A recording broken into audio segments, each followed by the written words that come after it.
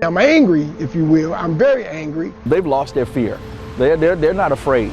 Bullets instead of books, guns instead of grades, tragedy instead of triumph. I presided over the funerals of too many young men and women laying horizontal in caskets. It needs to stop, you know what I mean? I want our young people to put the guns away. This is a Fox 19 Now special, Teens and Violence, a search for solutions. They were sons, daughters, brothers, and sisters. They had hopes, dreams, wishes, and futures, and now they are pictures on strings. Teens and children no longer with us, the victims of violence.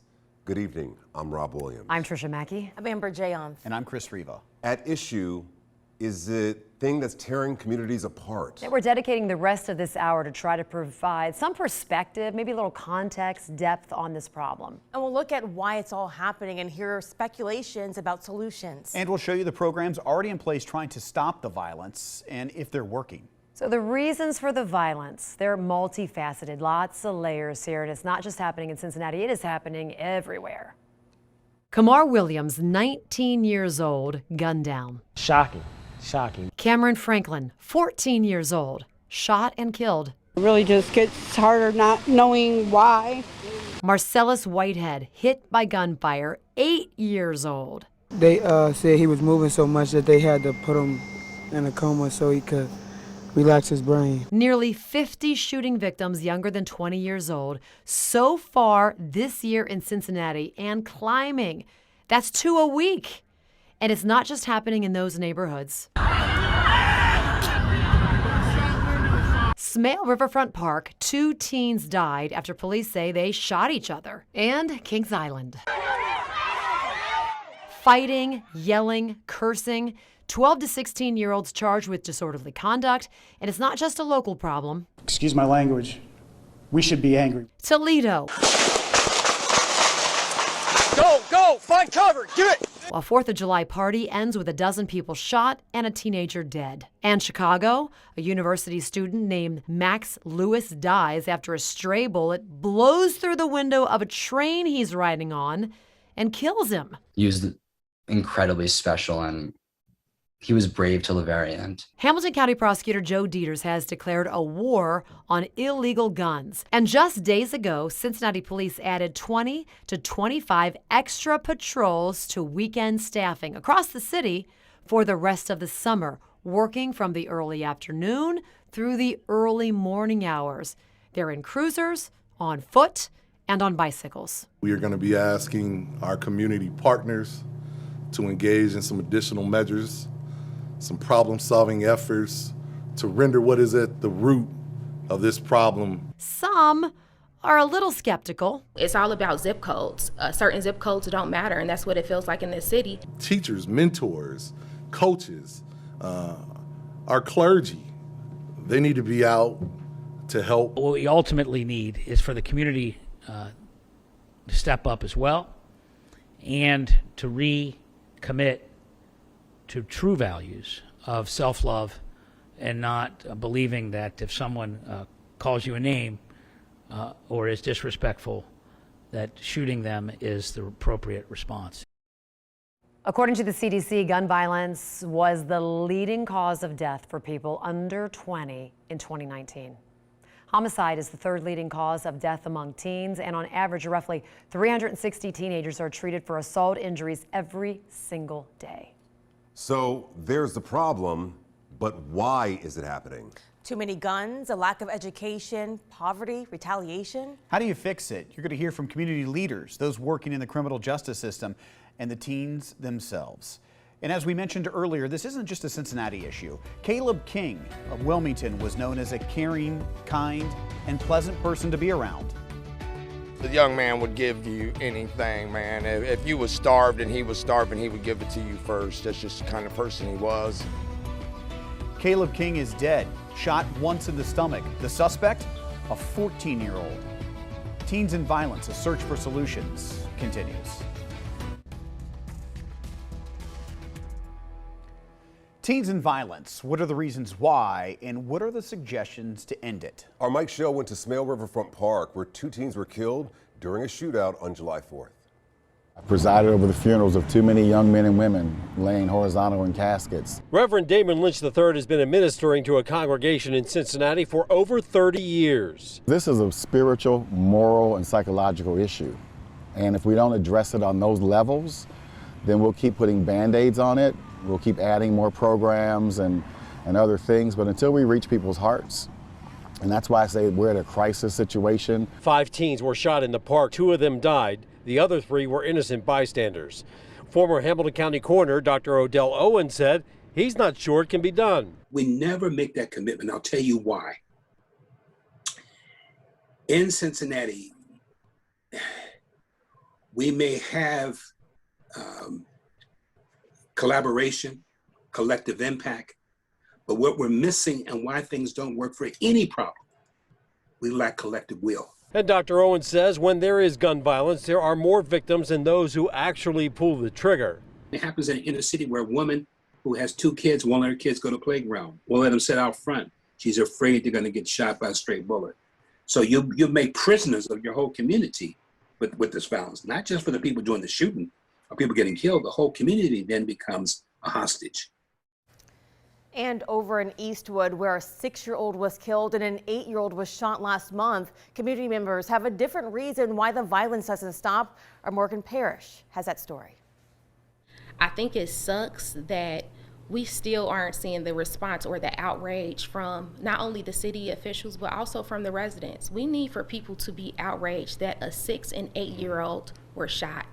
I can't emphasize it enough. Community members have questions. Where were the city leaders when all of this happened? I think that they should have popped up. I did see they asked Mayor Cranley about the shooting. We talked to the police all weekend, and we're setting more cops, and we're going to bring these violent criminals to justice. We know that. That's their job. That's what they're supposed to do. But where were you? My wife and I actually did a walk in South Fairmount and Westwood yesterday. I feel like if this would have been anywhere else, and I say this again, you know, it's all about zip codes. Certain zip codes don't matter, and that's what it feels like in this city. Someone from the city should have been there. Just like I'm a representative for East Westwood, when those children were shot, I received a phone call, which is why I showed up.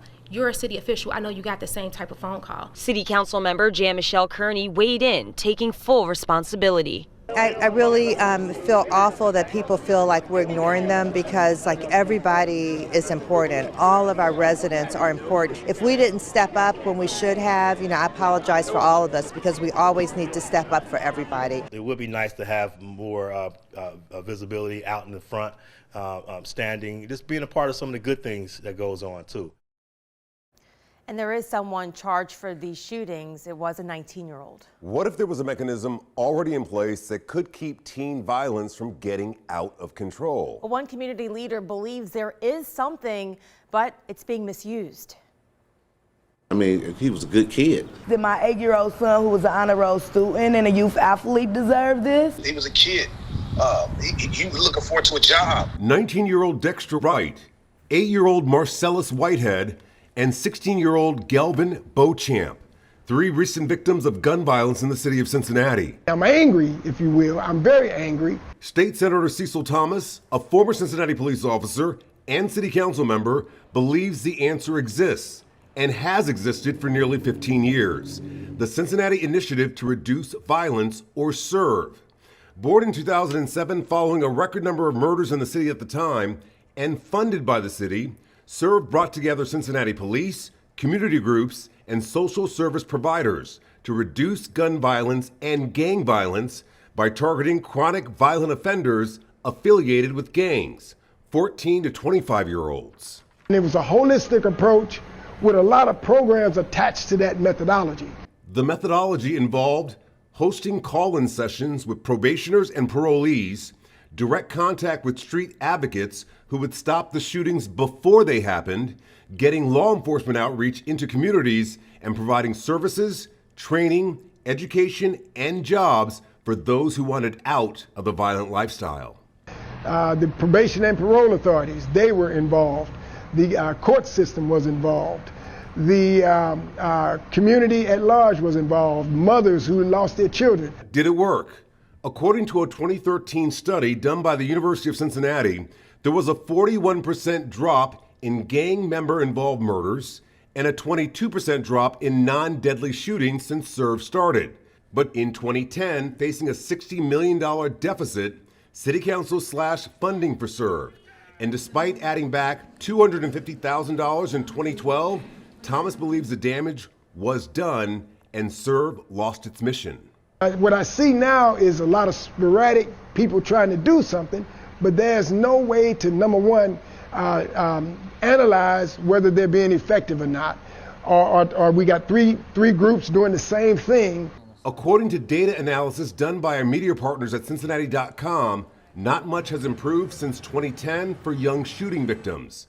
So far this year, 49 shooting victims have been 20 and under. That's the exact same number as in 2019, 2015, and 2012. No one's in trouble. We're just out here trying to get the word out. Yeah. So if anything we can do for you, give us a call. And you be safe out here. SERV still exists. CPD officers were in Avondale, engaging with citizens and passing out flyers with recent crime statistics and helpful resources. Just do your part for us and we'll do ours, all right? But Thomas says the number of street advocates has dropped significantly. Street advocates, he says, could have prevented the July 4th violent outbreak at Smale Riverfront Park. The SERV guys would have been down there. They would have been there. They would have already known that so-and-so was probably going to be down there to go after so-and-so. Because people talk, the kids talk to the SERV guys. Thomas believes the city can get the violence under control if City Hall would support the methodology of SERV. We got to get back to the foundation of the SERV initiative and put that blueprint back in place, and really this time don't allow it to disappear and relegate down to where we are now. The city manager's office issued a rebuttal to Thomas's thoughts, saying, quote, SERV's core strategy has evolved to include efforts that address both high priority offenders and high priority locations, which it says has shown to produce longer and more sustainable violence reduction than just group and gang cases alone. Now, SERV gets a little more than $728,000 in funding from the city. That number will go up by about $8,000 next year. Well, want to stop violence? Pick the brains of the teens themselves. That's the approach one community leader is taking. Hear from him and a 13-year-old who has his own solution. And we're going to tackle the issue of guns. Are they the problem? Where are they coming from? And how do you stop a teen from using one? Teens in violence. The search for solutions continues.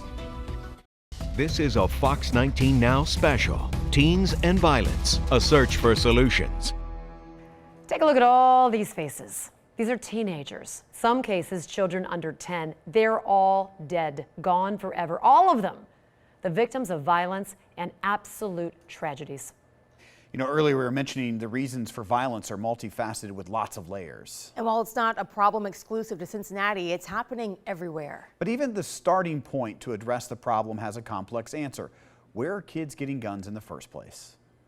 They're killing downtown. Earlier this week in Evanston, I know the 19-year-old that got killed. One by one, Heartbroken. concerned community members stepped to the podium of the Christ Temple Full Gospel Baptist Church. How does a 16-year-old and a 19-year-old have guns and shoot at each other in a crowd of 500 people? Where is the respect for life? His bullets have no names. Walter Rice lost his teenage son to a shooting in 2018. Got to get the guns away from these kids. Last week, his teenage daughter was at Smale Park on the 4th of July. My daughter was trying to help the girl stop the bleeding. So she's kneeled down with this girl and trying to compress the wound that's bleeding. As the community gathers together trying to make sense of senseless violence. It is a lot larger problem this year than it has been previously. Across town, there are 64 kids currently in detention at the Hamilton County Juvenile Youth Center. 58% of those are facing a gun-related felony charge. 9 are accused of murder. Where are kids getting guns? That's a good question. There are community guns out there that we're aware of. Juvenile Court Judge Melissa Powers. You know where it's placed. Certain groups in certain neighborhoods, they have community guns. So it's finding that information out ahead of time, which is very difficult to do. Another is that children are breaking into homes. Not only are they stealing cars, but they're stealing firearms. And so we believe a lot of the guns are stolen that are being used. These numbers further explain what Judge Powers is seeing in her courtroom. After a slight dip in 2017, the number of filings of juveniles facing a felonious assault charge has increased. Another troubling trend the data shows, the point of time study indicates the number of individual youth charged has remained steady, but the number of serious crimes that they're facing has increased dramatically. What we find with the children that we're seeing here, there's multiple trauma events, and it can be anywhere from violence in the home, physical abuse to the child in the home, neglect. Most of our kids have been in the community with violence, where we're seeing they know at least one person that's been shot, they've been around gunshots, they've been around somebody that's been killed, a family member, so they are in pretty deep by the time we see them. Indeed. We got to do something with these guns. In a community. We got to control these guns and keep these guns out of these people's hands. That's still searching for answers. Yeah, startling to see those numbers and the fact that these kids feel they have to have a gun to protect themselves. And because of that, now the Hamilton County juvenile court system is revamping how they deal with kids once they get into the system. It's kind of a first of its kind in the country. They're just initiating the program that the judge there is now putting in place. Yeah. Rob? All right, Chris Amber, thank you very much.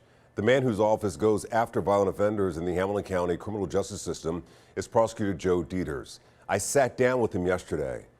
First question I asked, who's responsible for all the violence in our community? It is a group, and it's a small group, of violent teens that have chosen to carry weapons, intimidate others in their neighborhood, sell and distribute drugs, and those turf wars that occur, that accounts for a lot of the shootings. What would make a 14-year-old or 17-year-old open fire in a crowd?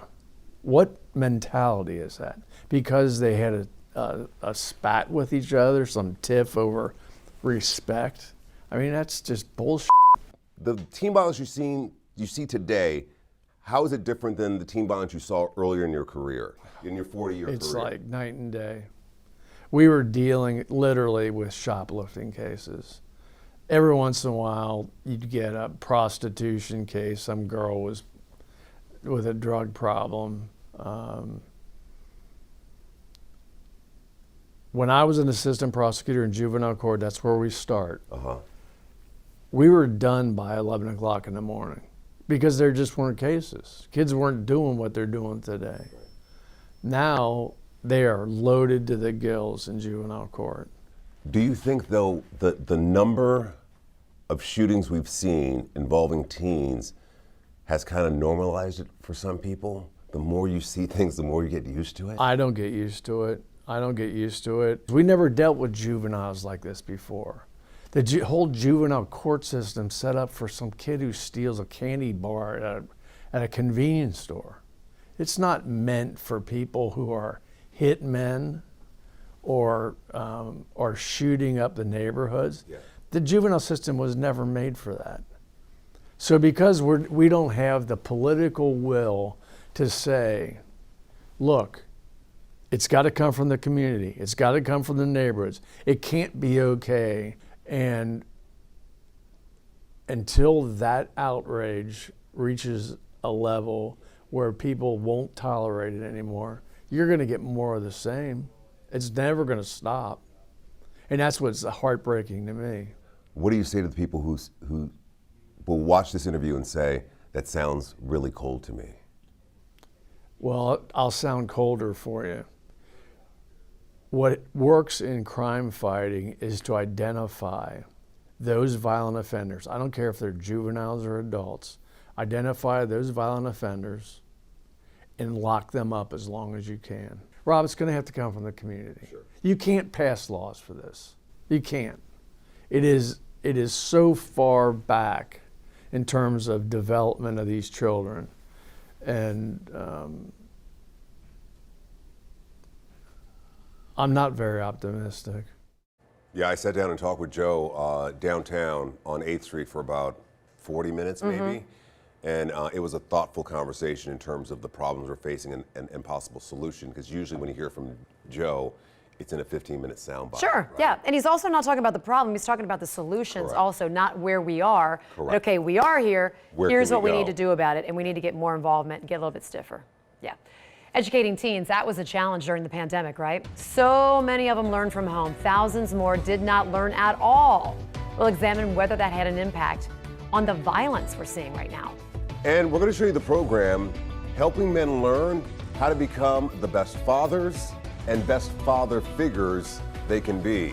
A critical component in keeping a child from eventually resorting to violence.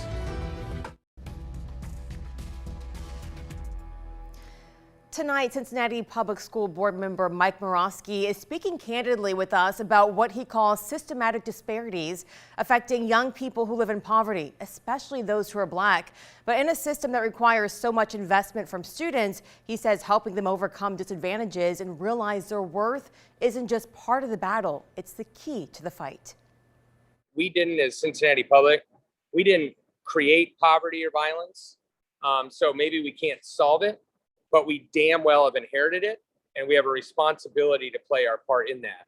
CPS board member Mike Morosky says he believes education is about commitment, from the student to the home to the school. He says for CPS, the goal is for students to graduate and move to higher ed, a job, or the military. Ohio's state report card shows CPS had a 4-year graduation rate of roughly 78% before the start of the 2019 school year, meaning 1 in 5 students falls through the cracks. It happens. I mean, it happens all the time. You know, a kid just gets frustrated with school because, you know, somewhere along the line, nobody really showed them the attention that they need. Ramon Davenport is the director of the Don Community School, a charter school which is a growing student body. A recent study by UC shows that Don enrollment went from 261 students in 2015 to 1,569 students in 2019, a 500% increase. We care. We want them to stay out of trouble and stop, using the fact of how they grew up as an excuse. Okay, you hear that so often. Oh man, this person don't know how I grew up. I was this, I was that. That means absolutely nothing.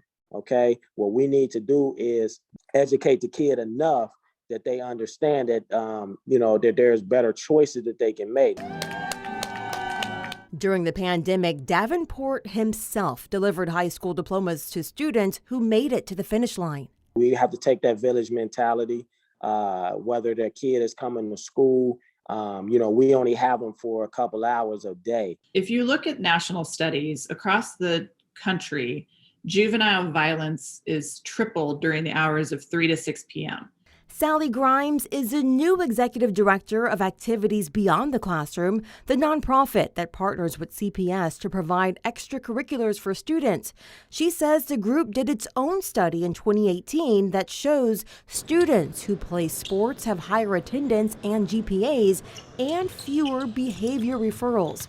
They're also more likely to graduate. We can keep kids at school. We can keep them under the care of an adult who is supervising them and helping them and mentoring them.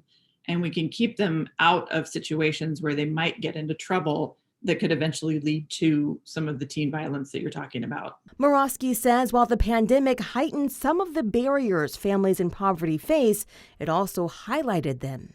Last year, thousands of CPS students with connectivity issues weren't able to log into their virtual classes at the start of the school year. How do you get them to see the value in that if they don't have models around them that show the value?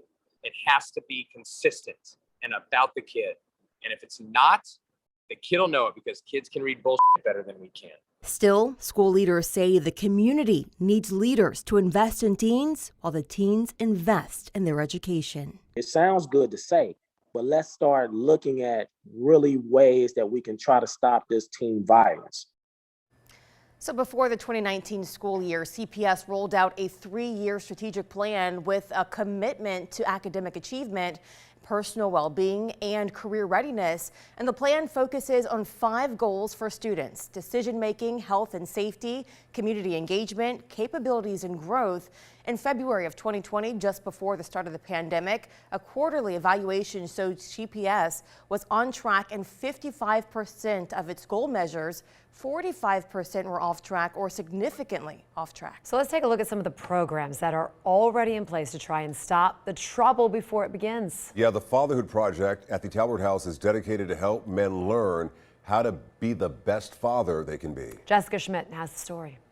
It helps fuel that fire again and remind me why it's important to be involved, to try to be a member of my community, an active member of my community. Andre Rogers is a father of 4 and works as a case manager for the Fatherhood Project at the Talbert House. He's also involved with the Fatherhood Collaborative of Hamilton County. In his eyes, it's critical for children to have male role models. You have a high school coach who took that extra step, right, to really make sure that they're involved.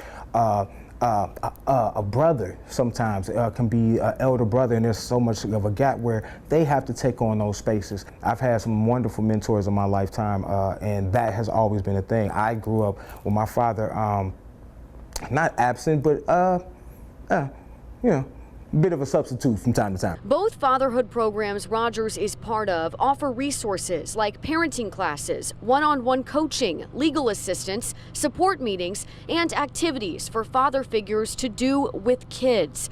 Rogers says it's a way for them to learn skills that could help them communicate with young people who may be struggling to make good decisions. When men are involved in the lives of children and families, that you can see a lot of these things drastically change. That doesn't mean it's going to change overnight. In time, Rogers believes male mentors simply showing up and making it clear that they care could save children's lives. We were kids once, and a lot of us were kids coming from these same spaces, and we were confused, we were scared, and a lot of the kids are the same way.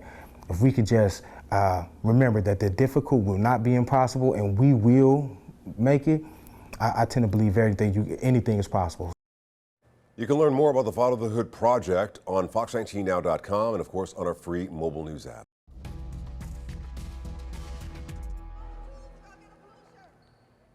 Cincinnati police officers and community members played basketball at New Prospect Baptist Church Saturday. But instead of playing against each other, they played together. Angela and Terrence Pickett helped organize this game and say they just wanted to help bridge the gap between local law enforcement and the community. We want them to feel comfortable enough to go to them and speak out in whatever problem they may have or issue. We want them to rely on our Cincinnati police officers. So when we asked the couple why they decided on a basketball game, they told us basketball just brings people together. Want to help stop a rise in violence? The Hamilton County Juvenile Court says they will pay you. There are jobs available at Juvenile Corrections Center. Channing Hills says he decided to get off the streets of over the Rhine, graduate from UC, and go to work for the juvenile justice system. Pretty much saved my life too, you know, trying to get back to the community, and I wanted to be a role model to black inner city children. There are 59 kids between the ages of 13 and 21 currently housed at the youth center, and the court says it has more than 30 JCO positions to fill. Correction officer candidates must be at least 21 years old, have a minimum of a high school diploma or GED, and at least 1 year paid or volunteer experience with supervision of and delivering direct care to children. The starting pay is $20 an hour. No experience in corrections is needed. The court says they will provide on-the-job training as well. Lots of good ideas and opportunities as well. So we thank you very much for joining us tonight. And we hope we were able to provide some context and depth by using various voices. And as you heard, it remains a challenge to turn things around, and there does not appear to be one simple solution. But we hope all the passionate voices can become one voice so that teens can live a life with promise and not end up as just a photo on a string. From all of us here at Fox 19 Now, good night.